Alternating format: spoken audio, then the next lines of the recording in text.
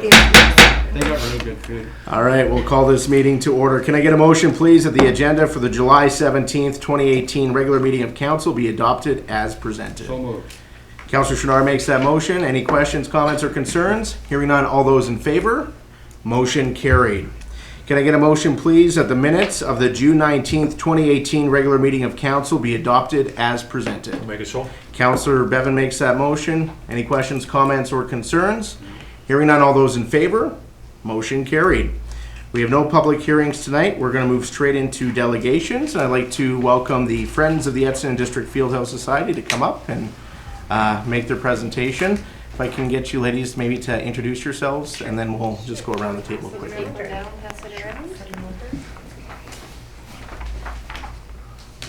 We just sit here? Oh, thank you. Yep, that's perfect.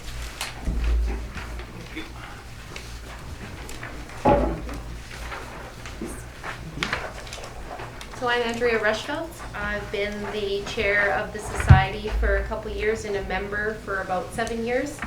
Starlene Vanderwell, she is now my co-chair and has been on the group for about 4 years.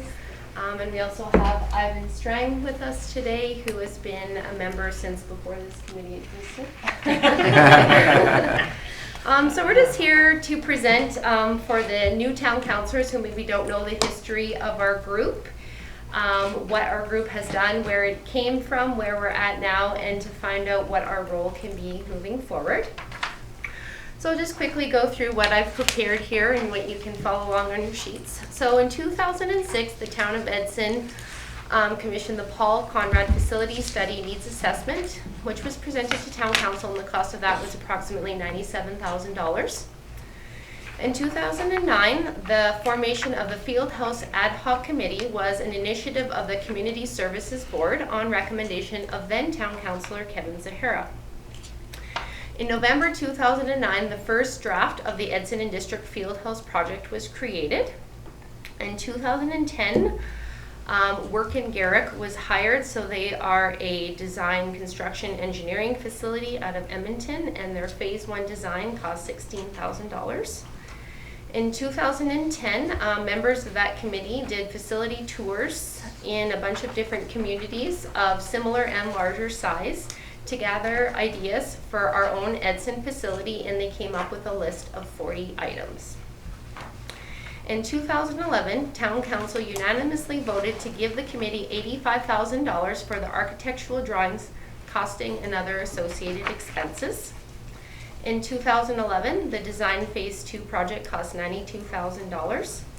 8 months of research and design yielded that the conclusion was that adding to the existing leisure center was the most feasible, cost-effective, and would produce the highest level of attendance due to the central location to multiple schools in the area. They really felt that having the junior and senior high schools right there would promote a lot of usage during the daytime when typically those centers aren't used as much.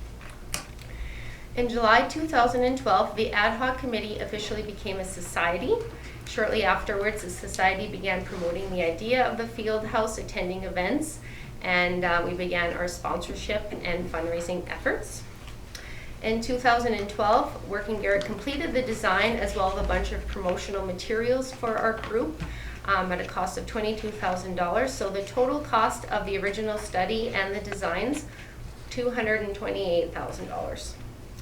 In 2012, Town Council, and I quote, told our group to show us the money and to be shovel ready in case grants became available.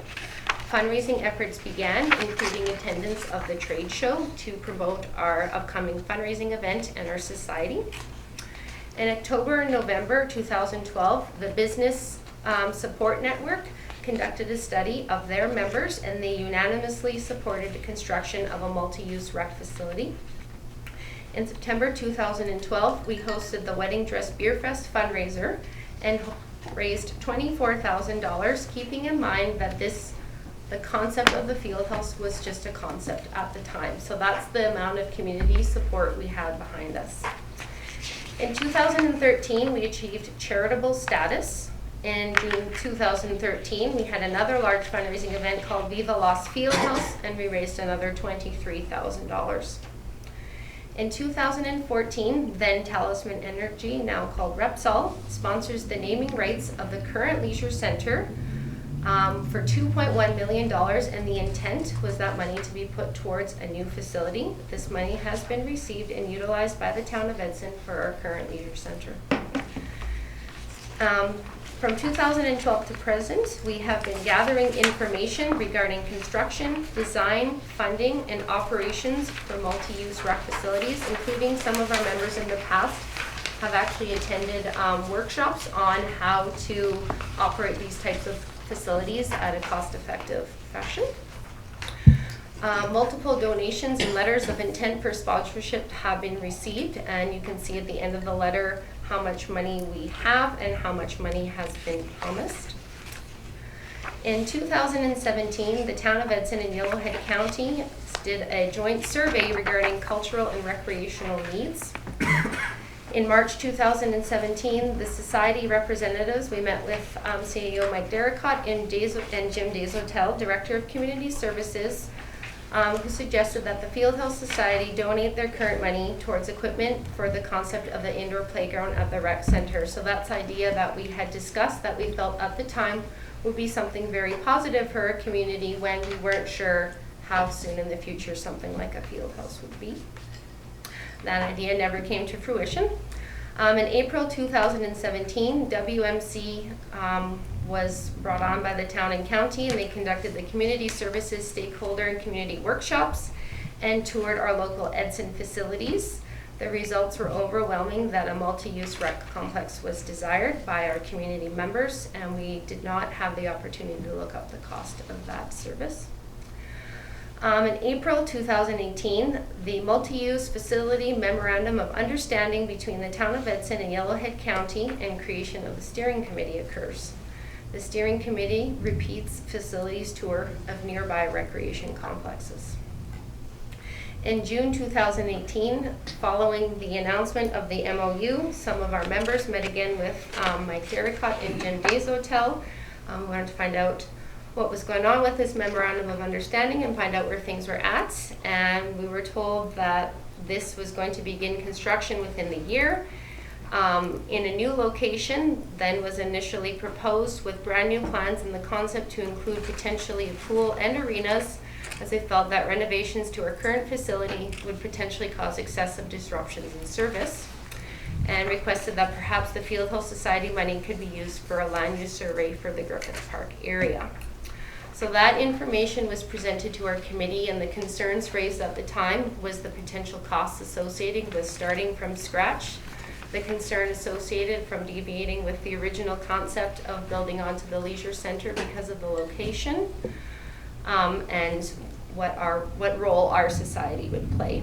So following that, we submitted a letter to the steering committee asking for representation on the council, and we never really received a formal response from the town of Edson, but we did receive a response from the Yellowhead County CAO, Jack Ramy, stating that we would not be allowed to be represented on this committee, and I have included his response in this letter here.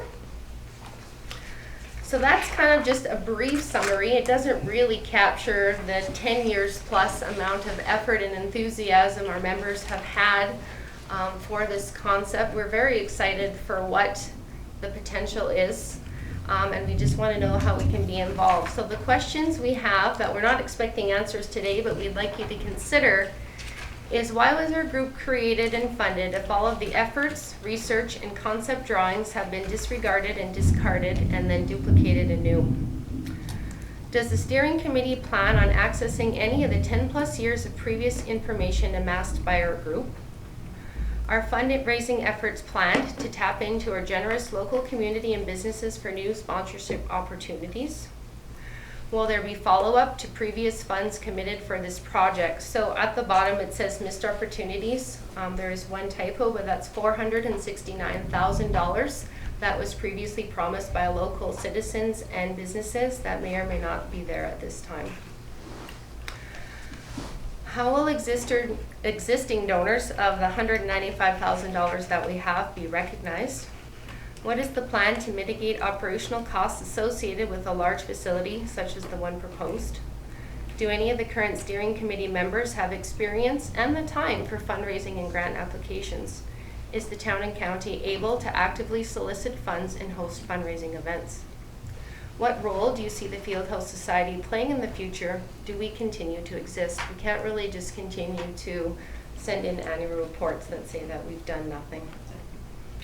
And is there an opportunity for our fundraised dollars to be used towards something specific, some specific equipment that would be to the benefit of the entire community, for example, a club? Okay, thank you very much. You have any other comments or questions? No? Okay, so I'll open the floor to questions here in a few moments, but I do want to address a couple things. Absolutely, the work that you've done previously will be utilized by the steering committee. There will be opportunities for the Fieldhouse Committee to be involved in that process, to present information, to review things that we're working on. That's a discussion that we've had already. We find that very important. We don't want to throw everything away. We spend a lot of money, a lot of effort, as you know, doing that work. So we want to utilize that information and all the information that we have from the various studies since '06 to come up with a plan that makes sense. And so there will be opportunities for the Fieldhouse Committee to be involved. We'll be discussing it, I would imagine, our next subcommittee meeting, and then we will be able to provide a response to your questions at that time. So one of the reasons we are here today talking about a multi-use facility and getting it done is because of the work that your group has done. So I do want to extend a thank you for the hard efforts that you have done over the last 10 years, developing different concepts and ideas and working in the community and raising awareness of the need for facilities in our community. So I'll open the floor to questions or comments. Councillor Chard. Okay, actually thank you for your presentation, because that was one question we were announcing it.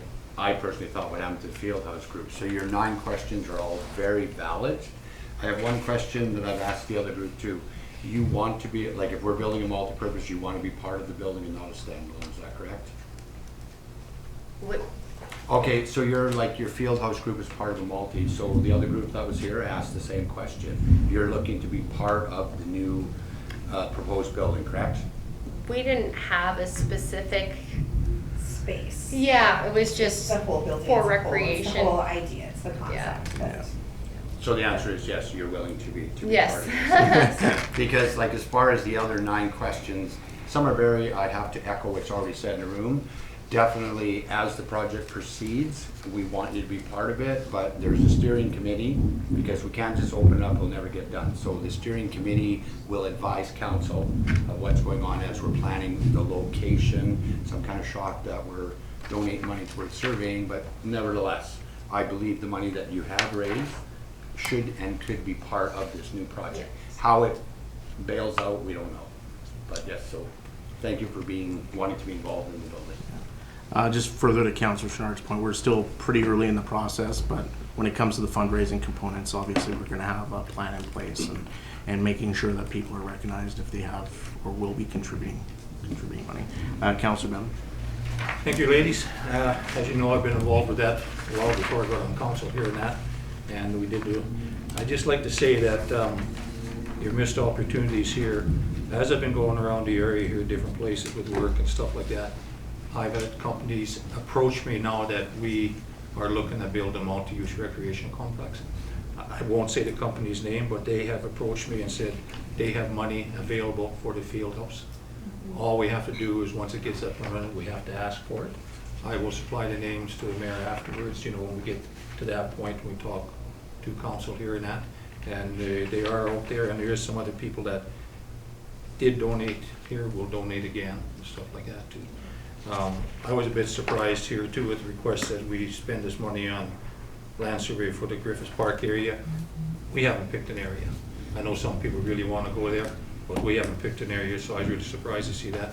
I think your guys' money would be better used to put something in the building, maybe with the Fieldhouse name on it or something like that, or some kind of equipment or whatever in that.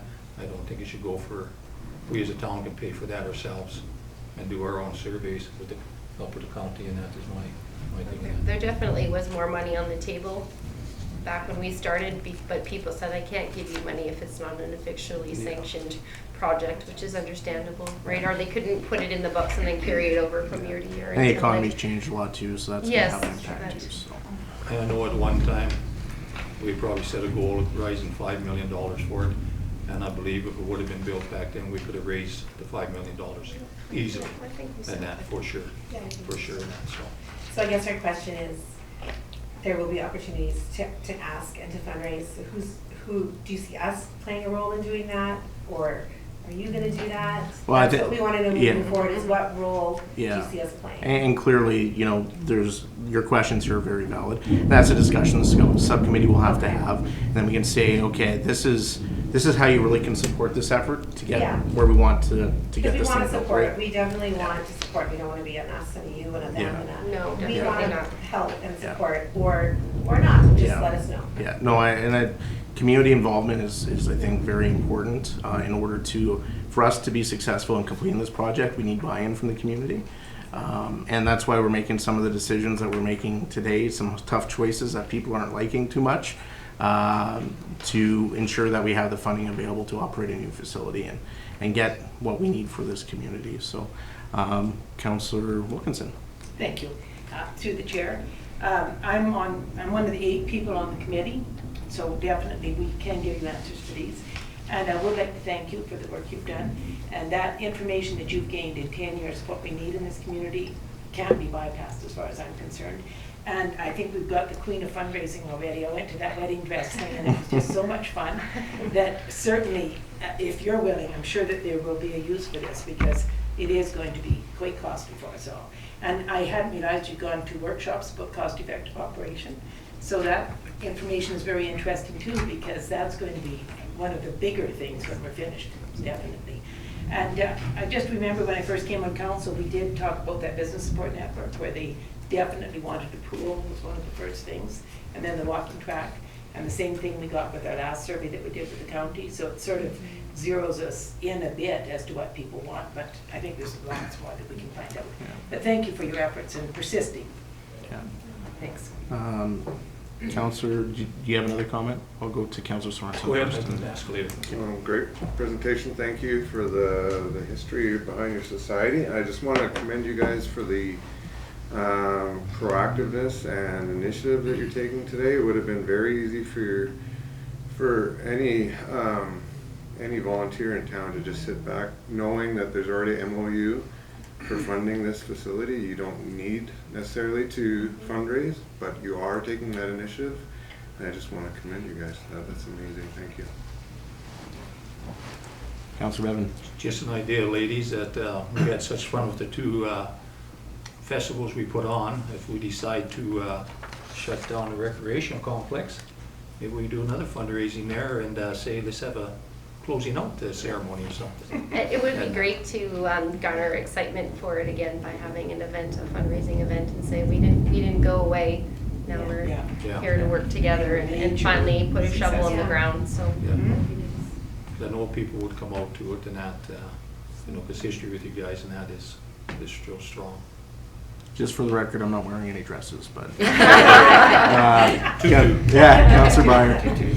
Through the chair. Thanks, ladies. I remember when you guys first started fundraising, and there's a lot of excitement in the community, and for various reasons, it didn't happen then.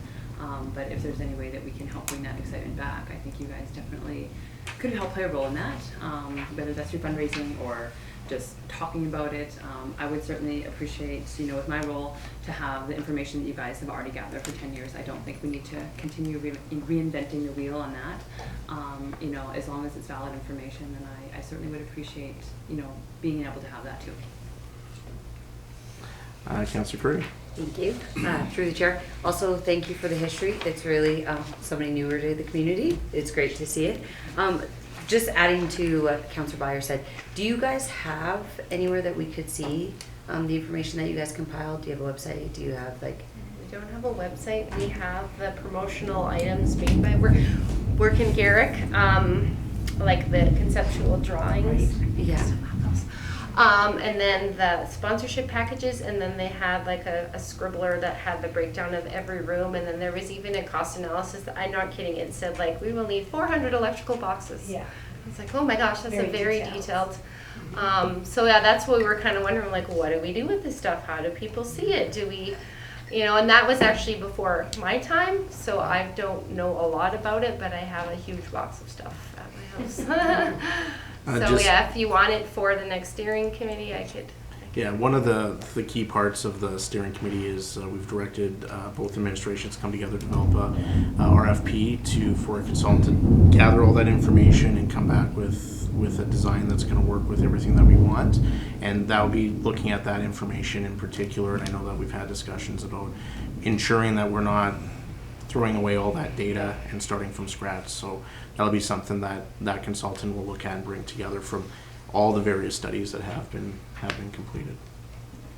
Through the chair, so I've been forgetting that, Mr. Mayor, but anyway, I have a binder at home, probably that thick, with everything in it from day one, and it has all the site visits, it has all the ground surveys have been done up there, it has anything and everything you want in it. I'd be more than happy to give it to our consultant. He can look it over. And the other thing the mayor was saying before we came in the council here, that he'd be willing to have a dunk tank up there. Hey now, that's exactly the opposite of what I said. Okay. I'll make the motion for that, Duncan. It could raise probably millions of dollars. Through the chair, when you did do all your studies, did you have a site picked?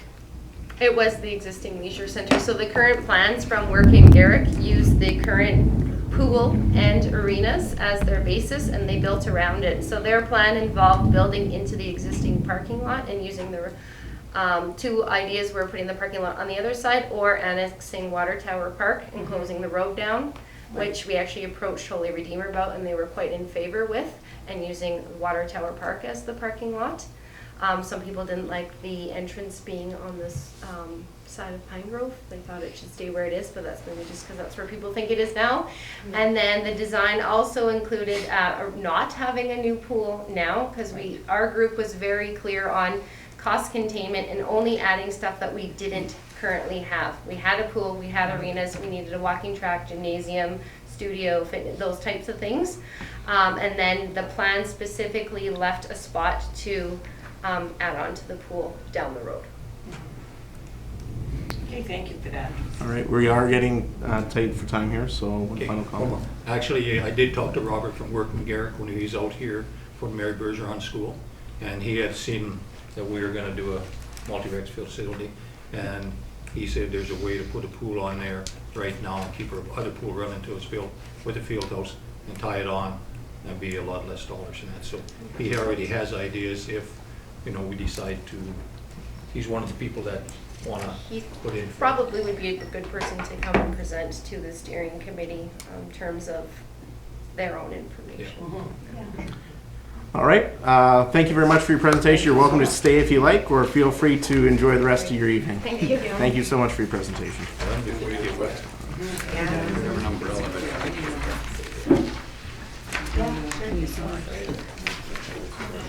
I'm pretty sweet. I can melt those things.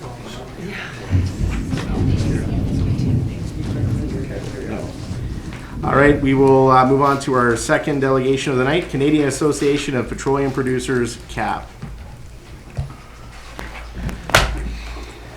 Hello. Hello. Thank you for having me back.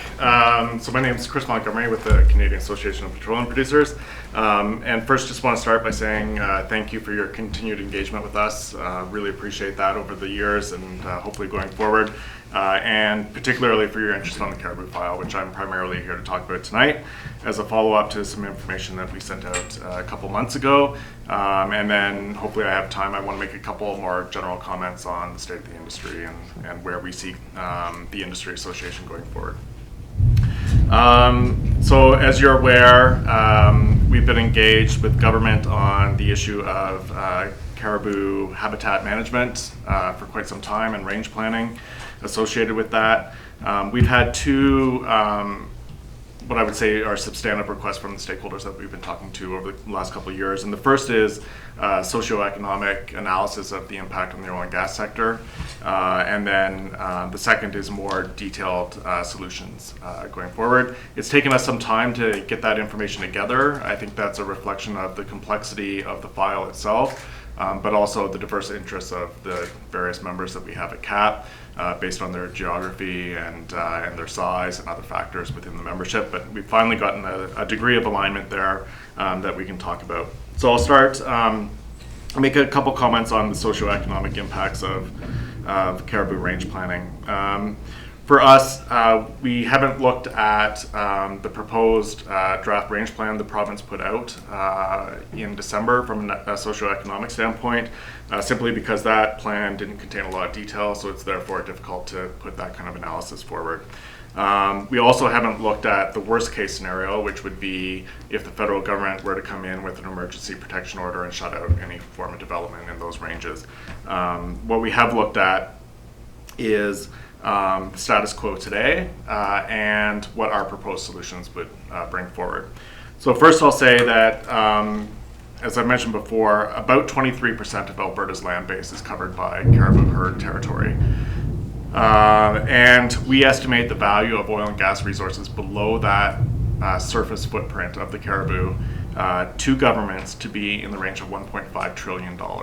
So we're not talking about, in a significant amount of potential development there. That's $1.5 trillion in government revenues from the development of that resource if we were to develop it today. Then the second aspect of the socioeconomic analysis is, where we stand today. And the reality, as we've talked about before, is that we have policy and regulatory uncertainty. We have a moratorium on new oil and gas leases on the surface within caribou ranges. And we have uncertainty when it comes to approval processes. Even if companies have leases today, that in theory they can access, permitting of certain types is not moving forward within the application processes. And so we estimate the cost of that uncertainty and inaction to be in the range of $4.5 billion in lost economic activity to the province's GDP, and over 13,000 lost potential jobs as a result of the inactivity within the province in those areas. On the other hand, if we were to implement our proposed solutions, which I'll talk about next, we feel that we could add approximately 10,000 jobs to the Alberta economy and $2.9 billion to the province's GDP at a time when, as we're all aware, the economic situation within the province is improving, but is still not great compared to where we were certainly a few years ago with the oil and gas sector. Also make a few general comments before I get to our proposed three-tier solutions as a result of feedback from our stakeholders. We recognize that the Species at Risk Act, the federal piece of legislation driving this conversation, and the range plan guidance underneath that, which is the federal policy, focuses only on habitat of caribou ranges. We must, though, consider a broader range of tools if we're to be successful in actually recovering caribou populations, which ultimately is the goal. We also recognize that there are scientific gaps in our knowledge when it comes to caribou, and we have asked for further research by governments to review and validate the 500-meter buffer zone that they have on disturbance, as well as the 65% habitat intactness goal, and in particular the post-fire 40-year habitat recovery metric. So today, if there's a disturbance on the landscape, say a seismic line, 500 meters on either side of that is considered to be disturbed, even if the forest itself is intact. With fire, if there's a fire that goes through a region, that's not considered to be recovered until 40 years down the road. So we've asked for further science on that and other areas. But we also recognize that despite those scientific gaps, we need more immediate action if we're to be successful in actually saving the populations. And then finally, industry has been contributing to science and advancing innovations to reduce our impact, and we have been, until recently, actually restoring some disturbance on the landscape. Individual companies have contributed significant dollars over the years. However, given the policy discussions that have been going on and the uncertainty about whether they'll get credit for that work going forward, a lot of that work has not been occurring. And so there's another impetus to kind of get past some of the policy hurdles and to get the solutions in place. The 3 tiers of our solution, not a surprise, given the conversations that we've had to date: a working landscape, population management tools, and restoration. So first, our view of a working landscape. We view solutions as needing to be range specific. We have a different footprint in each of the ranges. We have different types of activity on the landscape, and all of that needs to be taken into account going forward. Working landscape must provide certainty and cost effectiveness, as well as business flexibility, so that companies know the environment in which they're taking their decisions and know that those decisions won't change going forward. It also must allow for footprint innovation and reduction, and it must be based on evidence. We see working landscape kind of unfolding in 2 phases. First, an early action phase that would encourage incentivized deferrals.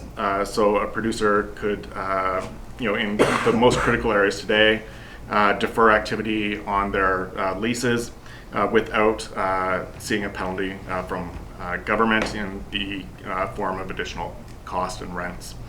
Along with that, we would need tenure flexibility so that a company doesn't lose the mineral rights that they've already paid for.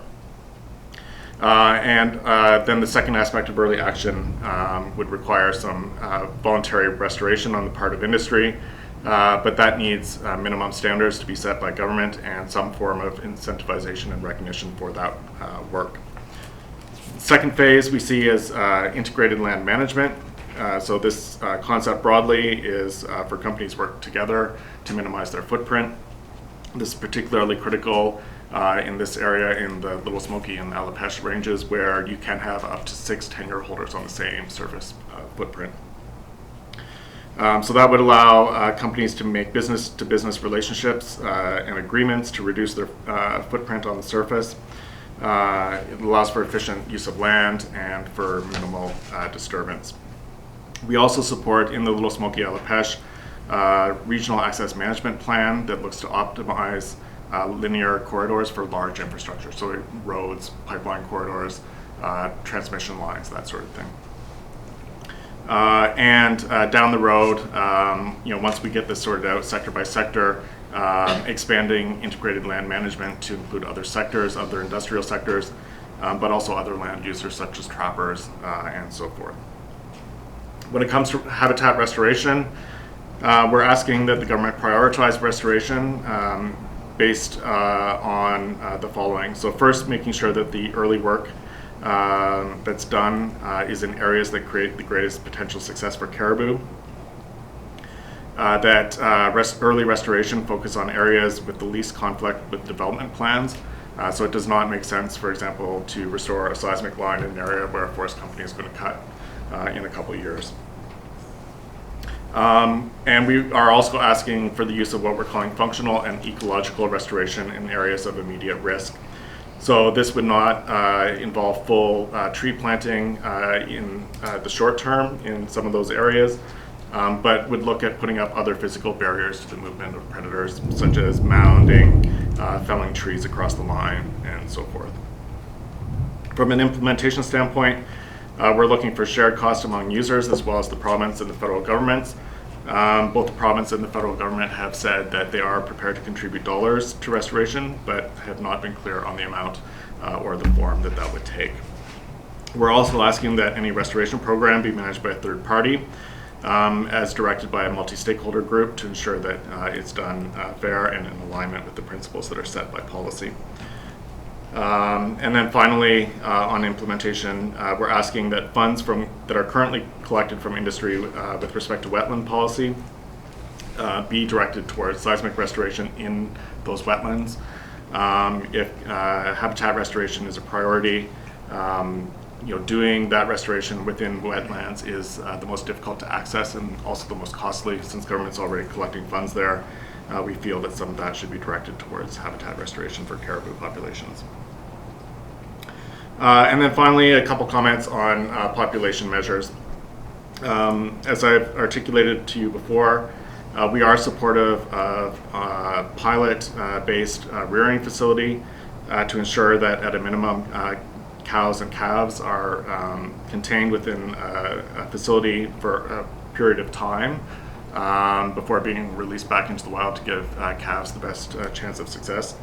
But again, we're looking for those costs to be shared. And then with respect to taking prey or alternate prey or predators off of the landscape, we recognize that that may be necessary in the short term to ensure the survival of particular caribou herds, but that is not a long-term sustainable strategy, and we must get past that through other measures. And we don't see a role for industry in that. If government is going to go down that path, those have to be government decisions and managed by government. So those are my comments on caribou. Just quickly, more broadly, as you're aware, the industry continues to face two fundamental threats. The first is lack of access to markets for both oil and natural gas. And we need to get past that. We're seeing positive signs, I would suggest, on the LNG front, but still no positive FIDs, final investment decisions for many companies on that front. But the province of BC has changed the fiscal arrangement for those projects in a positive way. There's one fiscal government stumbling block in the way still, and that's tariff by the federal government on the import of fabricated industrial steel components. That's a 46% tariff on most of the building components that need to be brought in to build these facilities on the coast. They can only be built currently in China and Korea. Even if they could be built in Ontario, in the heartland of steel country, you cannot get these components across the Rockies. They are, in some cases, 16 to 17 stories tall. You cannot transport them by truck, train, or other method. It has to be built at a port and brought in by a port. So we've been asking the federal government for a carve-out on that to get that going forward. With respect to oil, our oil pipelines are full. Rail is increasing, and it's having a cost through a widening differential in price within Alberta for both light and heavy crude oil. The Kinder Morgan Trans Mountain expansion project is more critical than ever to get built. The government has obviously committed to purchasing that project going forward. In our view, that's not enough. We actually need them to make sure the shovels get in the ground, pipe gets built, and that pipeline is in service and allows us to access additional markets. And then the other is continuing competitive challenges with the industry, and combined, they're having a real impact. And so capital is going to go where it can make a profit. We expect this year the oil and gas industry in the United States, from a capital investment standpoint, to grow by 40% when they had a very solid growth last year of 50%. Last year in Canada, the oil and gas industry, their capital investment grew by 14% compared to that 50% in the US. This year, we're actually expecting a decline in capital investment in Canada of 5%. And that's because of the competitive challenges we're facing. Some of it is fiscal and cost. Some of it is regulatory delays. The average well in Alberta, where a statement of concern is issued, compared to in Texas, where a statement of concern is issued, in Alberta, it can take you more than 100 days longer than in Texas to get a well approved. And given price volatility and other things, that can mean that a company just decides to walk away from that particular well. So we need to resolve not just the cost situation, but also the regulatory challenges that we have. CAP is going to increasingly be vocal about those challenges. Currently, we're releasing a 7-part economic report series. We're through 3 parts of that. It's on our website. I would encourage you to take a look. We're releasing 4 additional parts over the course of this year. We're also preparing and have begun conversations with all the political parties to have a much more vocal conversation with Albertans in the next election about what it is the oil and gas industry needs to be successful in Alberta. So we're compiling a form of a platform for the oil and gas sector As we do with CAP, we're not just going to be talking about problems, but we're also going to be talking about very specific solutions to those challenges that we face as an industry today. So in the lead up to the election, in I believe it's May of next year, you can expect to hear from us on some of those specific solutions that we're proposing as well. So those are my remarks. I'm happy to take any questions. All right, thank you, Chris, for your presentation here today. And I know that as a community, we're certainly excited about Trans Mountain. We see the pipe just east of or west of town. Yeah, I gather there's quite a bit of it there. Yeah, there's a lot more in the last few weeks that have arrived there. So I'll open the floor to questions. Councillor Chenard. Okay, we're, when it comes to the caribou, is CAP involved with the forestry industry? Because like the forestry as well, they have the same concerns with caribou. They do. So you guys work in cooperation with them? We do have some of those conversations at a high level at this point. I think in part because we access land so differently, and also the way government has structured some of the conversations. We're talking mostly separately to government, but there's an anticipation that some of these solutions that need to be brought in will eventually require a conversation between sectors with government. In a detailed way, we haven't been there yet. In a conceptual way, we've been having some of those conversations. See, the reason I'm asking because I'm on one of the boards and the same question came up regarding caribou. So a lot of times where you had commented, sometimes your roads are in common, you're passing, all the regulations. So I think it would be to an advantage. It's the two groups in common, we're talking caribou, that they could work together and, you know, if at all possible, and then you would work in numbers lobbying the government because they have their concerns and your concerns seem very similar to the forestry as well. Yeah. All right, any other questions? Councillor Williams. Well, through the chair, just straighten me out, because I thought I heard you say you got a report from the government in December, but you hadn't read it yet. No, we've certainly read it. Hoping you No, sorry, if I said that, I certainly didn't mean Okay. to. No, maybe we've, I misheard it, actually. no, we didn't do a socioeconomic analysis on that report simply because it didn't contain enough detail to do that. So that's what I was trying to convey there. They put out, it was just before Christmas. It was very high level, didn't provide a lot of detail on what solutions they were proposing. And so it was difficult to look at that report and determine what the impact of it would be, which is why we took a bit of a different approach. We're continuing to talk to government, about our proposed solutions, and I think it's moving forward, but we still haven't seen any final proposals out of the government. When would you expect that you would? I don't know at this point, and they haven't given us any concrete signals as to when that might be. Okay, thank you. Any other questions, comments? Just in closing, I know that at FCM we had a resolution passed that the Alberta delegates all stood up and talked about species at risk legislation, making sure that communities have a seat at the table before decisions are made, which has been a problem because they only look at through that little fine lens, and there's certainly more impacts and more things to consider. And it was interesting for those that were FCM, some of the comments from some of the other communities in BC turned into a pipeline debate and environmental debate. Exactly. So, but I know municipalities across the province are certainly supportive of some of the efforts that you guys are doing, as well as the AFPA. So, thank you very much for your presentation. Good. Thank you very much. Chris. All right, we will move on to reading of bylaws. Regional Assessment Review Board bylaw number 2224.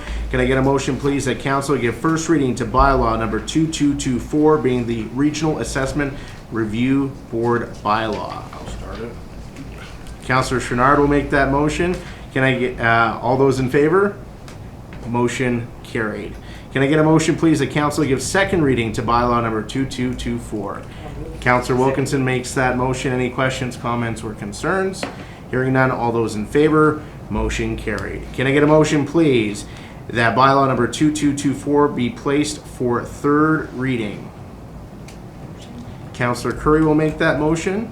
All those in favor, motion carried. And can I get a motion, please, that council give third reading to bylaw number 2224? Make it so. Councillor Bevan makes that motion. Any questions, comments, or concerns? We talked about this at committee. All those in favor, motion carried. Can I get a motion, please, that council appoint Joanne Coetzee to the LRBs and CARBs established under the West Yellowhead Regional Assessment Review Board for a 2-year term starting April 1st, 2018. Councillor Sorensen makes that motion. Any questions, comments, or concerns? Councillor Sorry, I'm Bevan? just waiting to vote. I have no concerns. Actually, you said 2-year term, it's got 3-year term here. No, this is for the first appointment. This is a 2-year Oh, I'm term. down, sorry about Yeah. that. Yep. Okay, any other question? Only just for information, do we have any background on these individuals? Like, I mean, some of the names I already recognize, but I mean, I'm sure some, like, how did they come up with the names? Through to administration. Certainly through the chair. We put out an advertisement for people like we do for people who are wanting to join boards. Okay. At that time, this was the only gentleman that actually replied to that. He has been through all the training. I believe he was actually even on our last one, from what I understand, our last year's assessment review board. I don't think so. He wasn't on there? No. I never Oh, because maybe he heard just it. had the training and then, and he hadn't actually come up for it yet. Having completed all the training, he was then eligible to be on our board. Okay, yeah, I was just asking, just some names recognized, just wondering what Yeah, it procedure we was- use to find these people. Thank Okay. you. Thank you, Councillor Chenard. Any other questions, comments? Hearing none, all those in favor? Motion carried. Can I get a motion, please, that council appoint Janet Muse Karasek to the LRBs and CARBs established under the West Yellowhead Regional Assessment Review Board for a 3-year term starting April 1st, 2018. Councillor Wilkinson makes that motion. Any questions, comments, or concerns? Hearing none, all those in favor? Motion carried. Can I get a motion, please, that council appoint Janet Ultraj as the designated clerk for the West Yellowhead Regional Assessment Review Board for a 1-year term starting July 1st, 2018. And Councillor Byer will make that motion. Any questions, comments, or concerns? Hearing none, all those in favor? Motion carried. Can I get a motion, please, that council appoint Nigel Knight as the designated chair of the West Yellowhead Regional Assessment Review Board for a 1-year term starting July 1st, 2018, and the designated chair's remuneration and expenses will follow the Town of Hinton's council remuneration policy number 52. I'll make that motion. Councillor Chenard makes that motion. Any questions, comments, or concerns? Councillor Wilkinson? Through the chair, they're following the Town of Hinton's council remuneration policy. When it comes to be Edson's turn, what happens then? Because, we get paid by the month, and when we were on this committee, you didn't get paid for sitting on that committee. So I'm just curious how this gets worked. Yeah, so within our council remuneration bylaw, there is actually meeting set rates. Oh, is there? There is, Okay. even though we don't get paid that because we're on salary, there are meeting rates associated okay. in that All right, bylaw. thank So you. I would, administration, correct me if I'm wrong, but that would be reflective of if somebody was appointed under that. Absolutely, our policy does allow for per diems and per meeting rates as well. And this individual is a member from Hinton, and so typically whichever community the individual comes from, then typically that community's remuneration policy would apply. Yeah. Okay, any other questions, comments, concerns? Councillor Sorensen? So does this mean all of the towns in the group have to approve Nigel? That is correct, yes. Okay. And the previous one, the clerk as well. The legislation requires that a clerk be designated and a chair be designated. Okay, any other further questions, comments, or concerns? Hearing none, all those in favor? Motion carried. All right, we're going to move on to item number 2, Regional Elder Abuse Prevention Coordinator. Can I get a motion, please, that council submit the attached letter addressed to the Honorable Minister Sigurdsson requesting a continuation of funding for the coordinated community response to elder abuse in Alberta. Councillor Wilkinson makes that motion, and I see that Ms. Byers is joining us, our Hello. Community Development Manager. I think I got that right with all the organizational changes. So I'll just ask you maybe to briefly explain what the issue is and why this is important to our region. Okay, so this funding that has been coming to our region for the past 3 years, well, it'll be ending in December. And I mean, right from the get-go, they said it was a 3-year funding project. unfortunately for projects like these, they seem to just be getting off the ground by this time, like 2.5 to 3 years. And we're now really reaping the benefits and seeing the benefits of having this position regionally and providing service to seniors in Edson and area. So unfortunately, if we don't have this coordinated approach in our region, someone's going to be doing it off the side of their desk again, and we're just not going to be providing the same level of service that we can with this regional position. And not only that, the level of expertise that this position brings is wonderful. You know, and not just Ms. Sitar in specifically, anybody I guess that can really commit to one subject area is going to do much better than, you know, one outreach worker who's covering all areas and all age groups in Edson. So we really just don't have the capacity to do what she can do for seniors. So it's our position, and also that of Ken Dropko, that he doesn't think that the municipality should be taking on, he doesn't think FCSS should be taking it on. He truly believes that it lies with seniors in housing. And that's why we're suggesting that we do the letter first. We haven't looked for other funding like grants and such, and I've also explained in here by grant funding going year to year, it doesn't lend itself to a good sustainable program. So we're really, you know, wanting the province to say, yes, we're gonna take care of this. All right, thank you very much. Any questions or comments from council? Councillor Chouinard.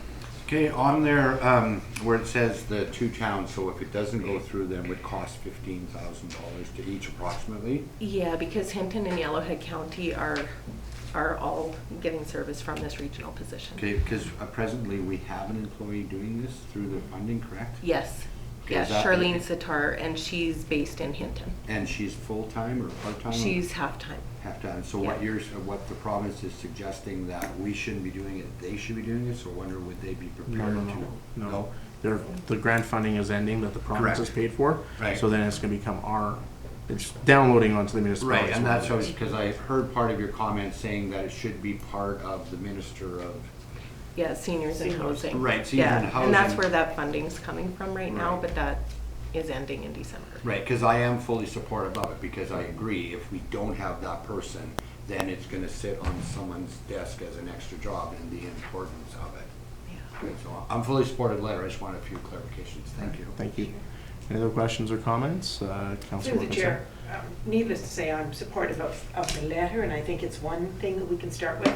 And when she was mentioning Ken Dropko, he's our government representative at our FCSS provincial meetings, and he sees where it just gets dumped more and more in the municipality, 211, everything, Yeah. that he would like us to pressure the other department to get the funding for this. And I don't think it should have to come back to the municipality. This is a very important position, but it needs some sustainability, because seniors are just getting comfortable with the person that's offering the service, and then it's yanked away from them. So you don't get very comfortable the second time. And the municipalities in our region are stepping forward with They are. supplying the 211 service, which we see the Mhm. benefits of.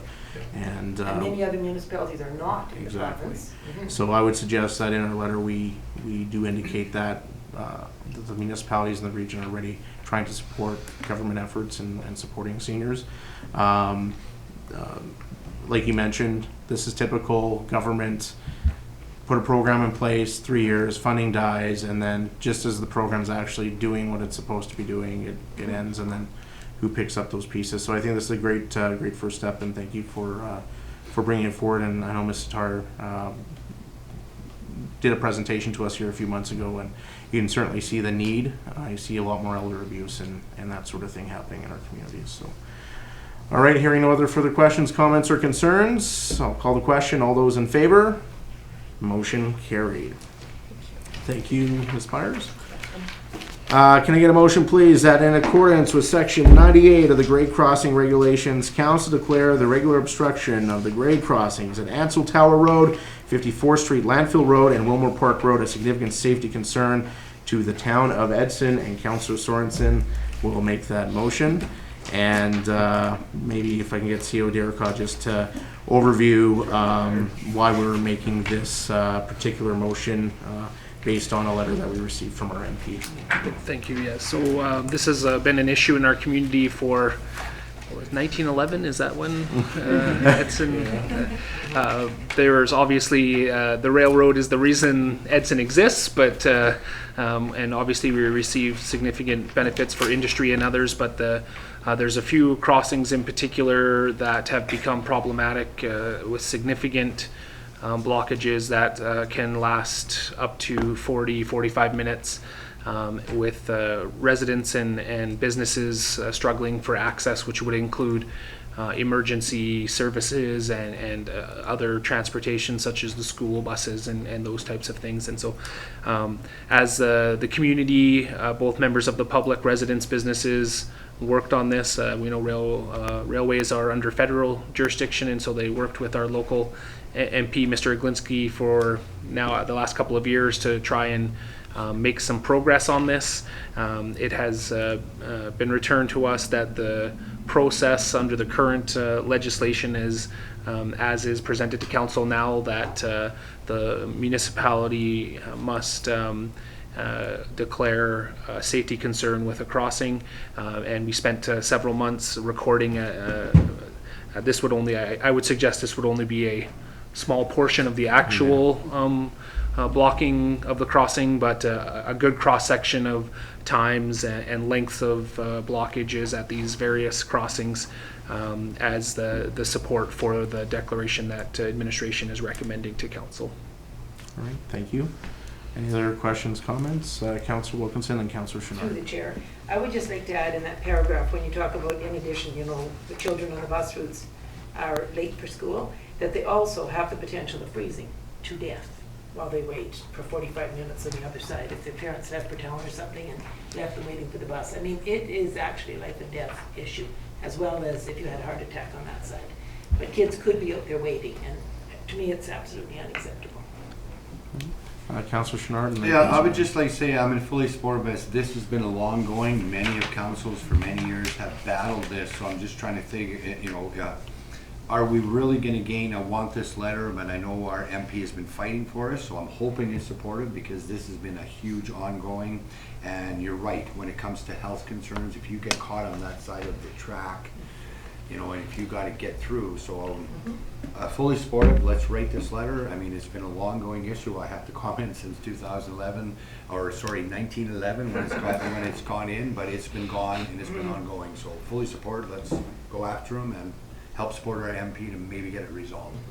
Councillor Bailey. Through the chair too, I fully support this letter, and I know that businesses out on that landfill road have closed down because they suffered and they had to move into town here, which is unfortunate because they still have land up there. Unfortunately, this people that get into trouble here are the train conductors and the conductors out there, which they have no control over. It's management that controls this. Unless management changes their mind or their way of doing it, I don't know what this is going to accomplish. I know we're going to keep after them until we can build some kind of other road someplace with partners with everybody. I think we're going to still have the same problem again. But I mean, we've got to keep trying. I mean, you sit there for an hour and a half, and there's no train there at all. If you go around it, the police are sitting there, CN police are sitting there, they nail you for it. And you can't cut across their yard because they nail you for that too. Yeah. And we know that our local RCMP and fire departments have been caught as well, waiting. Yeah. Luckily, nothing serious has happened. Any other further comments, questions, or concerns? Well, just to close the loop here, I was the one that put the post out, and I got a lot of input from people, including CN employees who privately messaged me to tell me that they certainly understand Edson's concerns. They bring trains through our community. They try their best. They've given ideas to CN, which fall on deaf ears, on how to resolve some of these situations. The federal government, this is an issue not just in Edson, this is across Canada, are not following the rules, the laws. This legislation is in place, they never lay any charges. I've had some pretty in-depth conversations with our MP about this. He's very frustrated because he's met with CN, he's met with the federal minister, and unfortunately, according to the legislation, we have to go through this process, so we'll go through the process. I I'm not very optimistic it's going to change anything, but at least we're doing our due diligence and doing what we can that's in our control.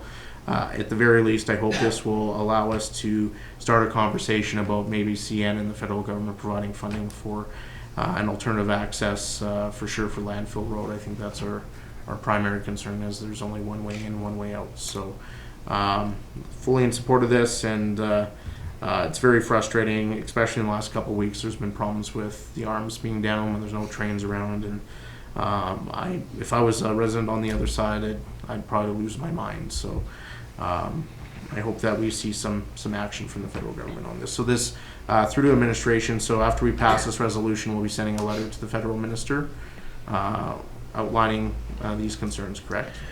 Yes, thank you. We will certainly speak with our local MP and follow the process, whether that letter goes to him or the minister. Either way, it'll eventually make its way to the minister. But Kayla, were you going to make a comment there? But. Okay. Just, yes, the process is to send it to the Minister, minister and also to CN directly, and then that initiates a process of discussions with CN directly, and then potentially mediation. Okay. So says the legislation. Councillor Wilkinson. I know in Whitecourt, the town council had CN come to the town council meeting and discussed with them having different times when they use the tracks, not at the high time of traffic congestion. Yeah. And it seems to be resolved that they're doing Took them it. 3 So years to we get need that to meeting ask with them to CN. come here. 3 years to get that meeting. So. Okay, but Yeah. if we don't start, Yeah. we won't get it. Yeah, guaranteed. And if I may, this is part of the process of driving those conversations forward, and that's what has been suggested to us as the best way to ensure some traction, although our track record of progress has been limited. This is indicated as our best route forward. So. Okay. Well, if we do nothing, for sure. nothing will Yeah, happen. exactly. That's Right. guaranteed. Yeah, absolutely. Councillor Chouinard. No, I just remind of the comments, the previous council for many years, going back as when, but we also got to bear in mind the importance, because I've sat in on some of the meetings, we are on a main line going to BC. So, and then the other ones they said is part of what the problem is, they made trains longer, added more engines. So now where they used to park, the crossings were open. So unfortunately now we're saying they're all crossed because of the extra long trains is blocking the entire thing. So it's a, their way of financially, when put longer trains to create another problem, but that's where you're commenting other towns were on the main line. Yeah, and if I may add, I think we definitely are and need to be sensitive towards the importance of the rail.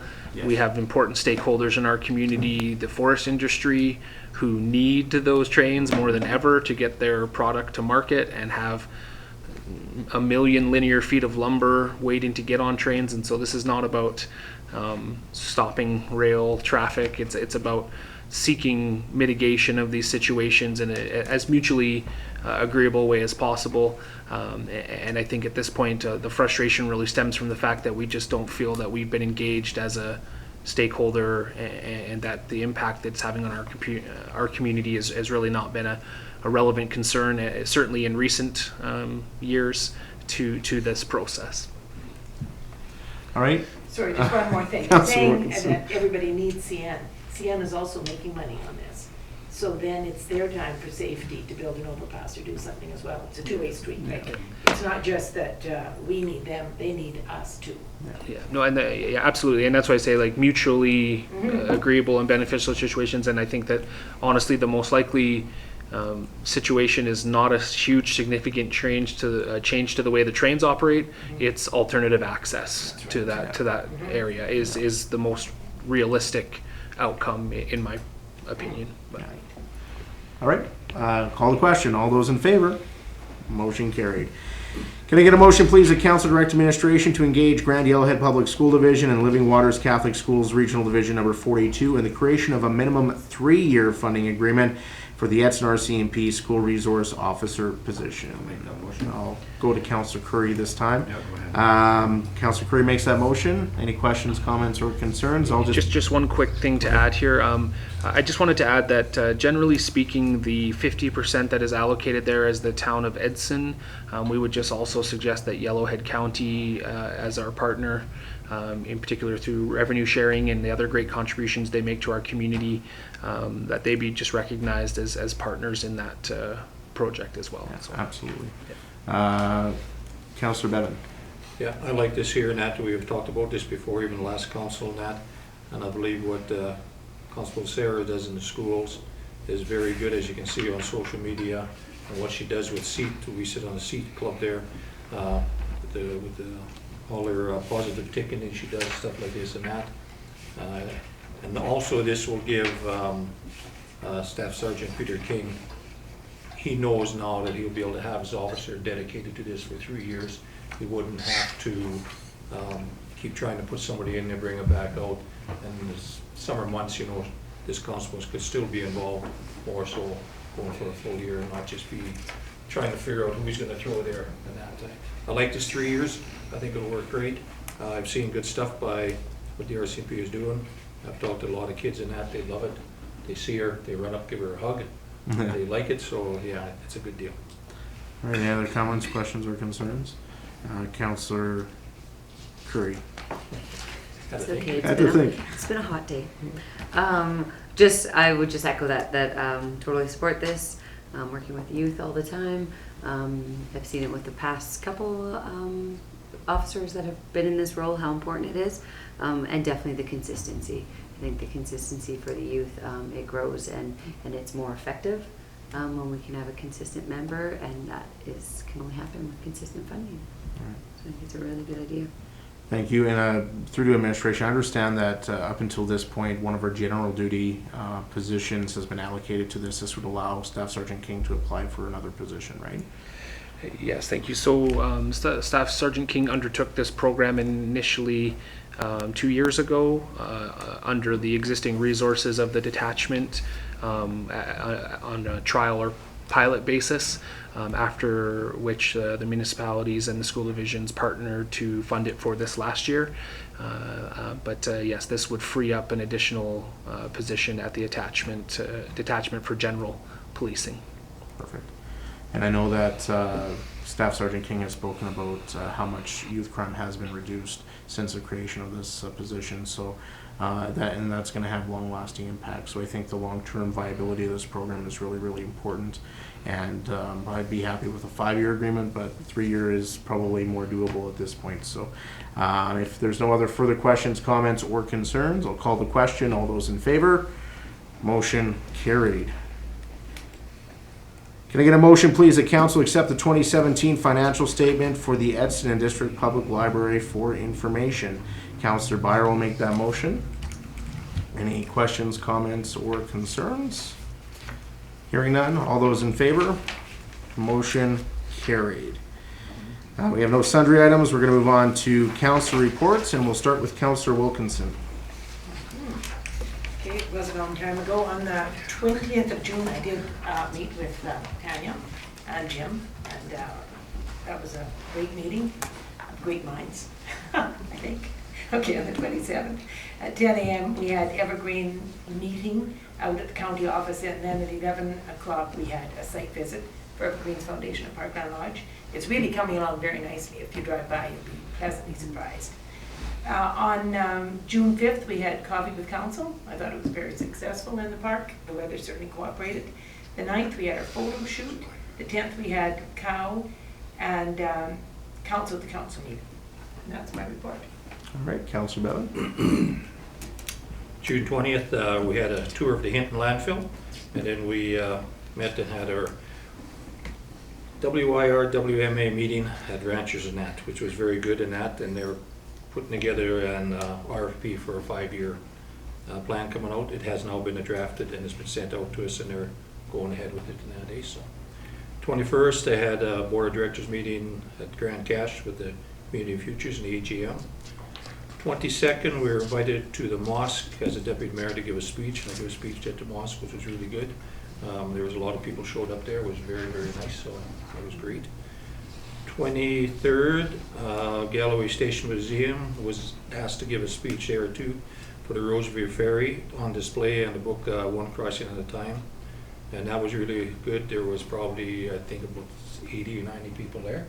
A lot of people I knew because working out in the area and stuff like that, so it was really nice to see them. It was really well attended in that. 26th, we had the committee of the whole meeting. 29th of June, had an IRC teleconference, Community Futures. July 5th, had an IRC teleconference committee meeting again. 9th was council photos. 10th was a committee of the whole and intermunicipal meeting. And that brings us to today. And that is my report. All right, Councillor Byer. Okay, on June 20th, I attended the Edson Library Board meeting, and they've currently got all their summer reading programs underway, and they also have an adult reading competition to win an iPad. So if you know anybody who likes to read, you can go to the library, gather the information for that, and then, yeah, they'll be, I think it's in September, the draw, but I'd have to double check. They've got all their information on their Facebook page as well. And then on the 22nd, I also attended at the mosque as well to see all the presentations they had there. On the June 26th, I attended the Red Brick tour, the schoolroom theater, the rental spaces, art gallery, exhibit in the tea room, and then the cow meeting after that. The July 5th, we had the Lemonade with Council out at Kingston Park, and that was, I thought, very successful. And July 9th, council photos, and July 10th, the cow, and then the council-to-council meeting with the county. All right, thank you. Councillor Swanson. All right, on June 23rd, I helped out with the Eddie's Fun Run. That was always fun to help out there. Right after that, I helped support the Edson Food Bank barbecue. July 5th, Coffee with Council. July 8th, Rotary Art in the Park. Some amazing music down in Centennial Park.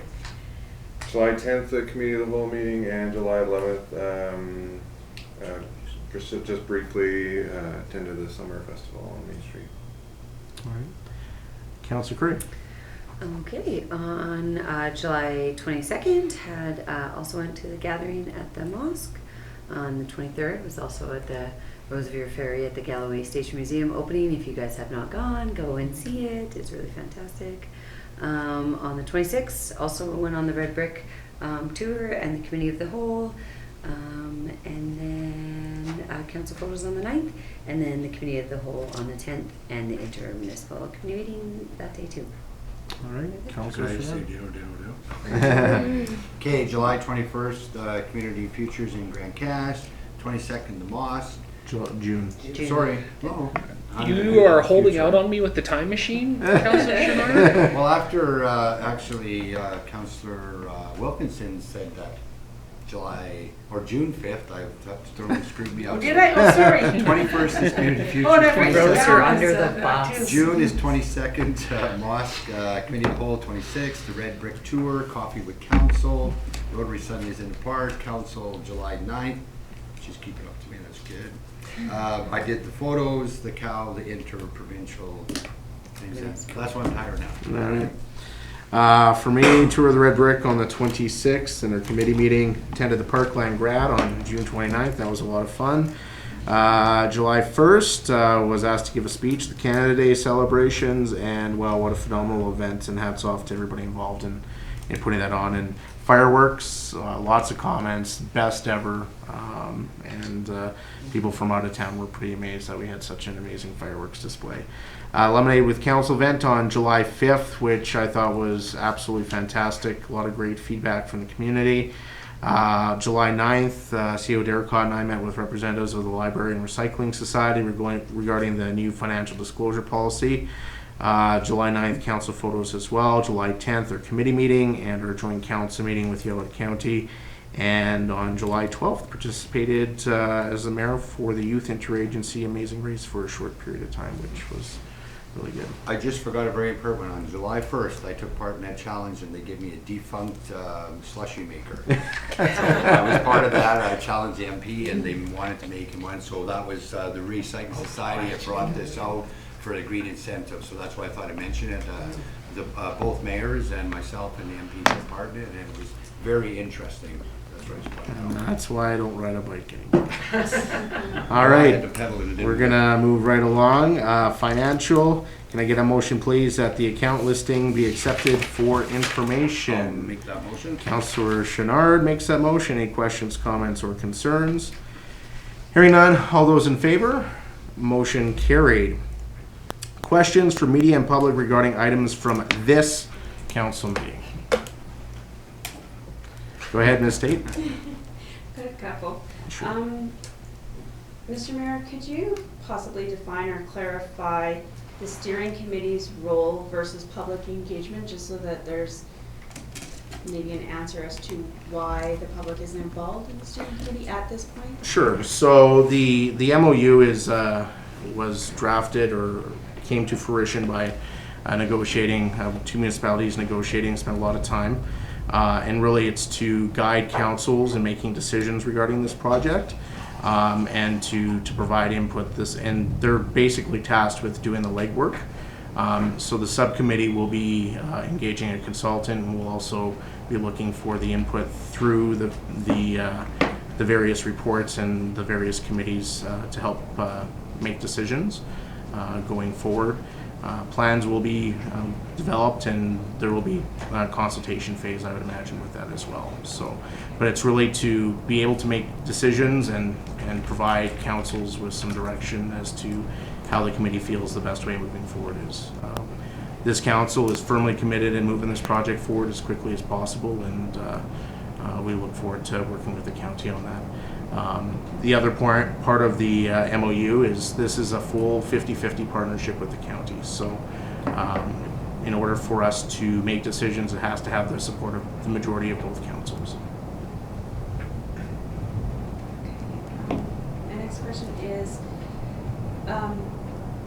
does the most recent facility study, the Community Services Engagement Survey, does that show, or did that show, in your opinion, that the plans for the field house, what was the field house, needed to evolve to include the pool and the arenas and all that? Is that where that's come from, the different direction there? Yeah, there was a lot of talk about that in the report, bringing the facilities together. Of course, a lot of time has passed since the work the Fieldhouse Committee has done to where we are today.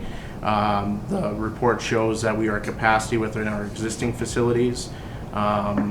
The pool in particular has a lot of mechanical, out-of-date equipment in it, which would require investment. So basically looking at that and saying, let's start from scratch, see what that looks like. Looking at potential sites, we haven't made a determination yet, but that's one of the things that the consultant will be tasked with, so we can make an informed decision on what the best site is. Obviously, the community services study that was done, it needs to be centrally located, whether that's at the existing Repsol site or another location. That's really a key component of that study. And another key component of that study has to do with the recreation complex and moving away from investing in that facility, which is how we base our decision on moving away from that facility and redirecting our funds towards a new facility that's centrally located within the community. Which kind of leads me to my third question. At what point does some of the information that's been gathered, going back, like I look at my cell phone and 10 years ago, how much technology's changed in the last 10 years.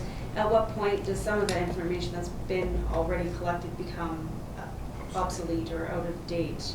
We know efficiency in running operations, that kind of thing. Yeah, as you know, everything progresses, right? And we're touring facilities that were built recently, and technology's changed over the years. What you see in the 2017 study really echoes what the 2006 study has stated. Obviously, when you come to building a facility, a lot of the technology's changed or the concepts have changed. So all that information is really, really important, and we're going to make the best decisions we can based on the information of the day.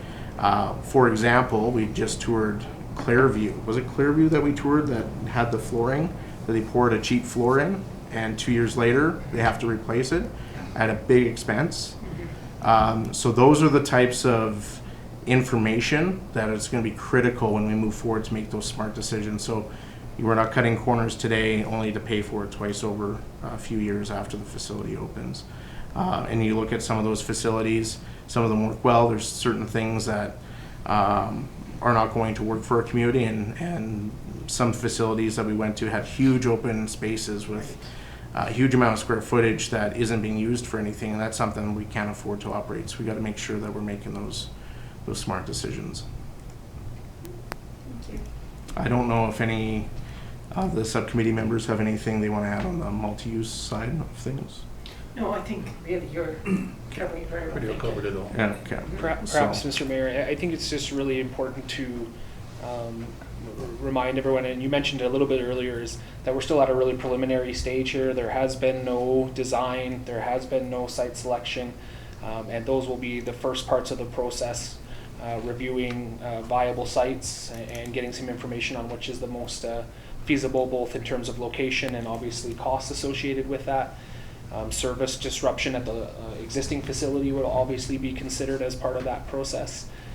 And then in terms of the conceptual design, I think a lot of that we'll see has a lot in common with the work that the Fieldhouse Committee did, because that's about basic concepts in terms of we need a space like a gymnasium space, we need a walking track, we need rooms for fitness classes or dance classes or those types of things. And so I think we'll see a lot of similarities there, and we'll make every effort to utilize those pieces of information that are still viable as part of that process. Yeah.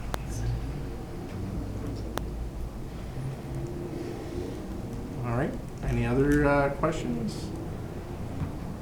All right. Hearing none, we'll move on to a motion to move in camera. Councillor Byer will make that motion. All those in favor? Motion carried.